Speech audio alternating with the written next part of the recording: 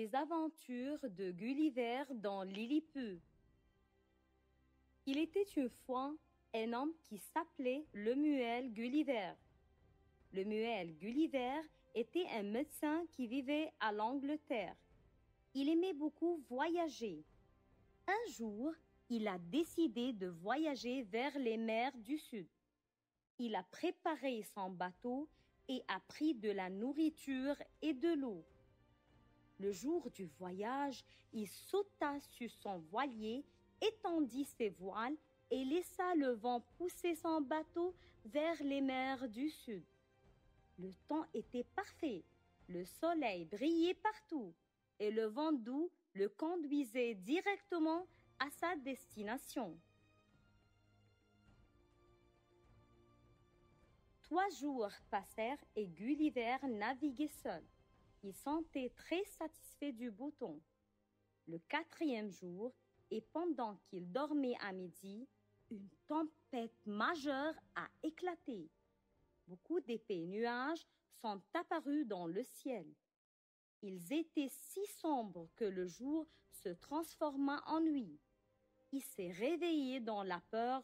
Le bateau bascule violemment de gauche à droite et de droite à gauche. Il sentait que le bateau allait se noyer. Gulliver a combattu fortement, mais il n'arrivait pas à se contrôler.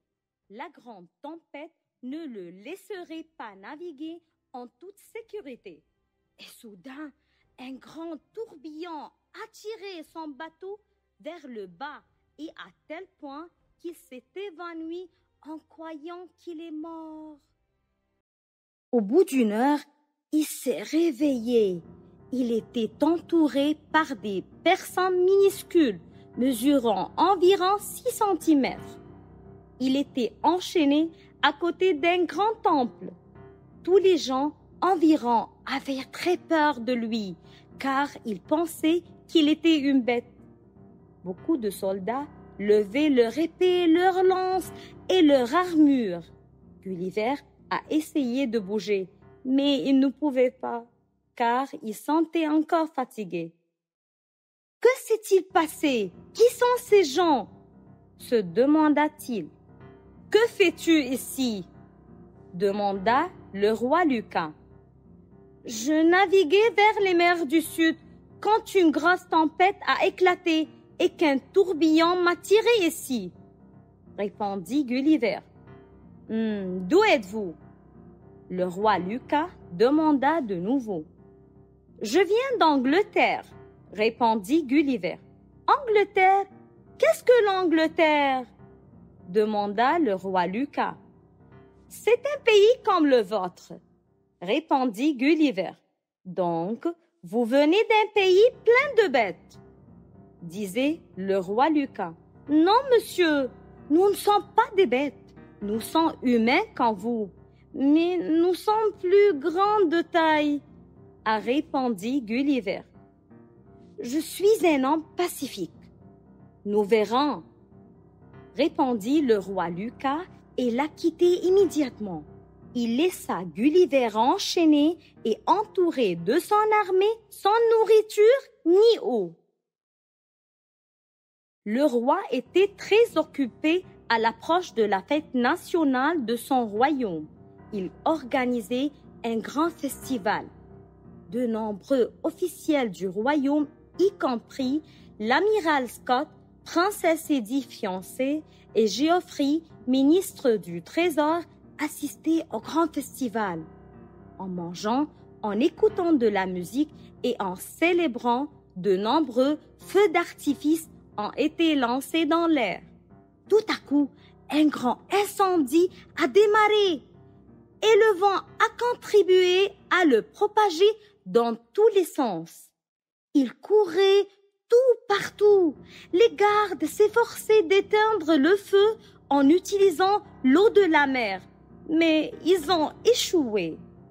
Gulliver était encore en train de dormir et tout à coup, il entendit le bruit et vit des gens qui couraient ici et là.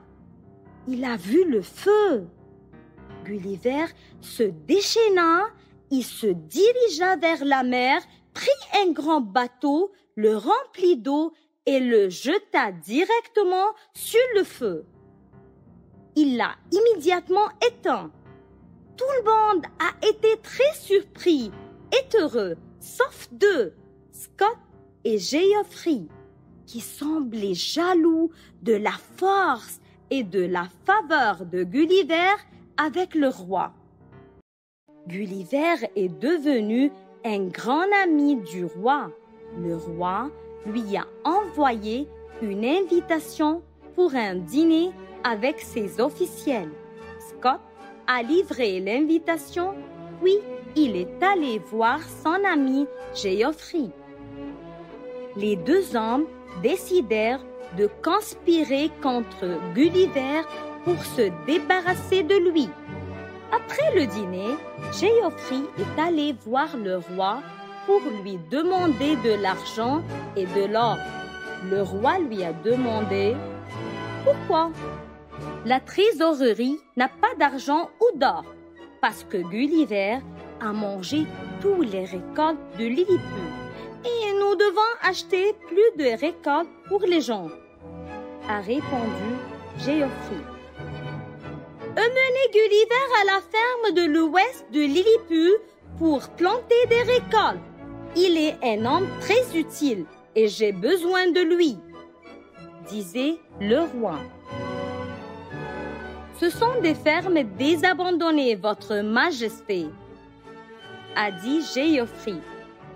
Je savais, apporte-lui dont il a besoin pour les planter et va chercher de l'eau du puits le plus proche, disait le roi. Considérez que c'est fait, Votre Majesté, disait Geoffrey. En rentrant chez lui, Geoffrey se dit Gulliver est un homme dangereux comme Scott l'a dit.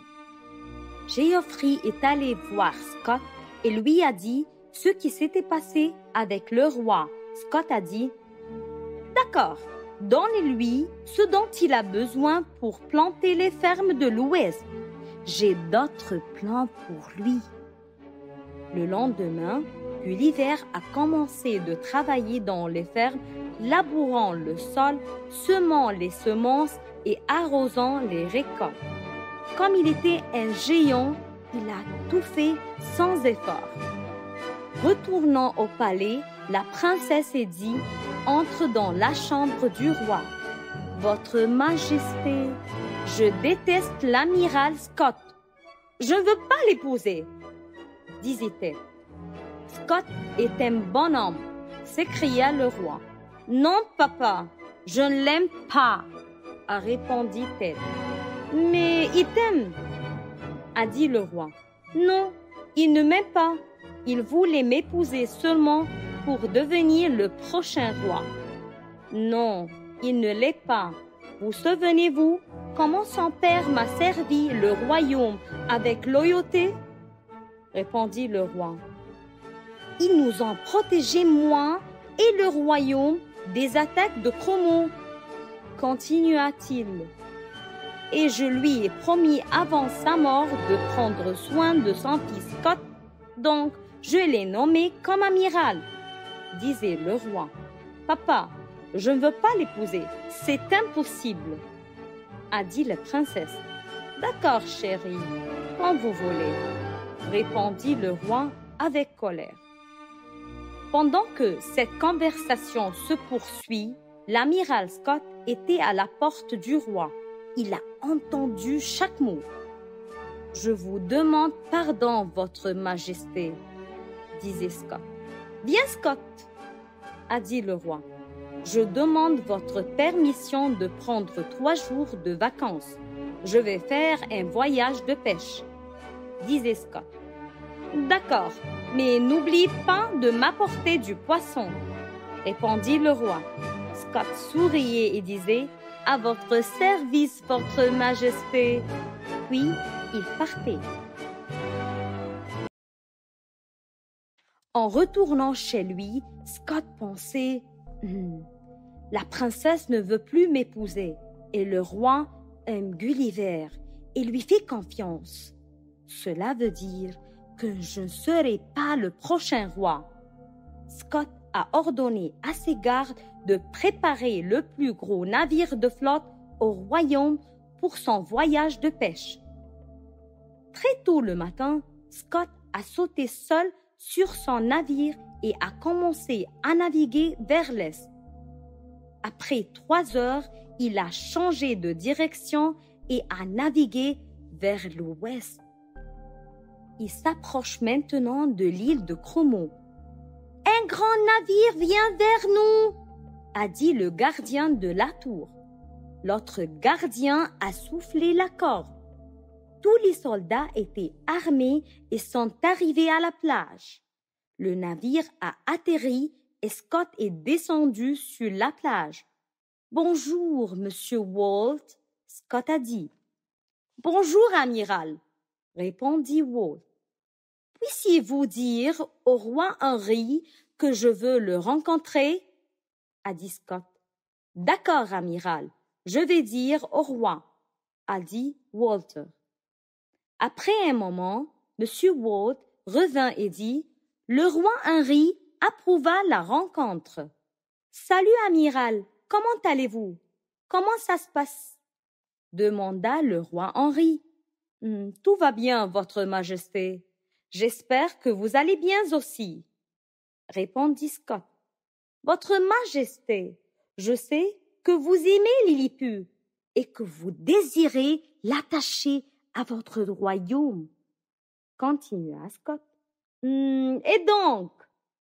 demanda le roi Henry. « J'ai un accord à vous l'offrir, votre majesté, » répondit Scott. « Allez-y, » disait le roi Henry. « Vous savez, votre majesté, que la princesse Eddie et moi, nous aimons l'un l'autre, et bientôt nous allons se marier, » disait Scott. Mais le roi Lucas a refusé. Il voulait qu'elle se mariera du prince Randall. Continua Scott. « Et si la princesse Eddie va se marier Randall, vous ne serez pas le roi prochain, » disait le roi Henry.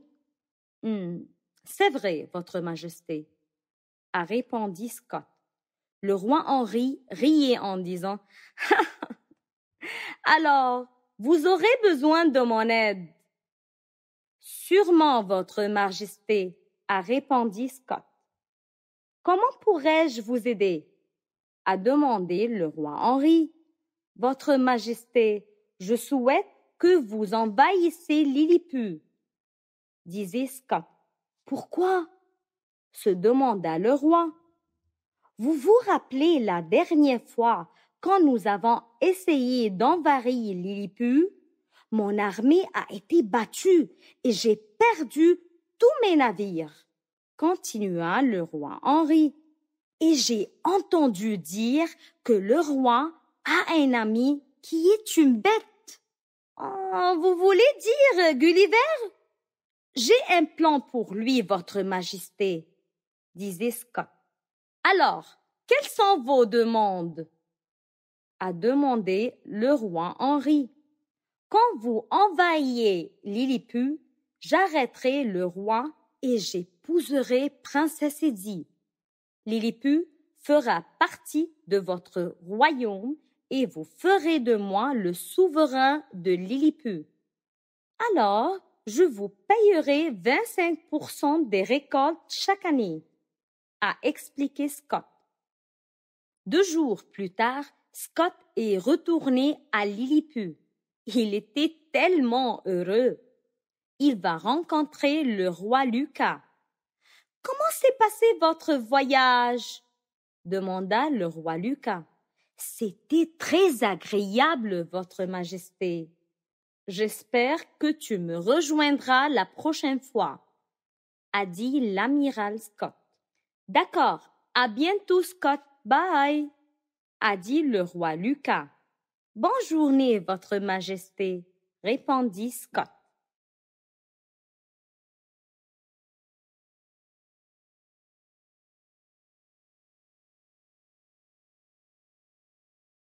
3 semaines passèrent. Le roi Lucas est allé voir Gulliver à la ferme. Il a vu les plantes qui ont poussé et la ferme qui est devenue verte. Le roi Lucas a félicité Gulliver. Gulliver dit « Votre Majesté, je vous demande la permission de retourner en Angleterre la semaine prochaine, puisque mes vacances seront terminées. » Le roi Lucas a répondu « Avant que vous y retourniez, j'ai un cadeau pour vous. » Le roi Lucas donne à Gulliver une boîte pleine de diamants et de bijoux. Durant la nuit, Scott et Geoffrey prenaient les dispositions finales. Scott est allé à la cuisine des soldats et il a laissé tomber beaucoup de somnifères dans leur dîner. Après le dîner, Gulliver et tous les gardes sur la plage ont dormi profondément. Scott se rendit à la plage, tenant une flamme et il bougea dans l'obscurité. Il a eu la réponse d'un bateau en mer. Après un certain temps, de nombreux navires de guerre du roi Henri arrivèrent à la rive et les soldats descendaient pour occuper Lilliput.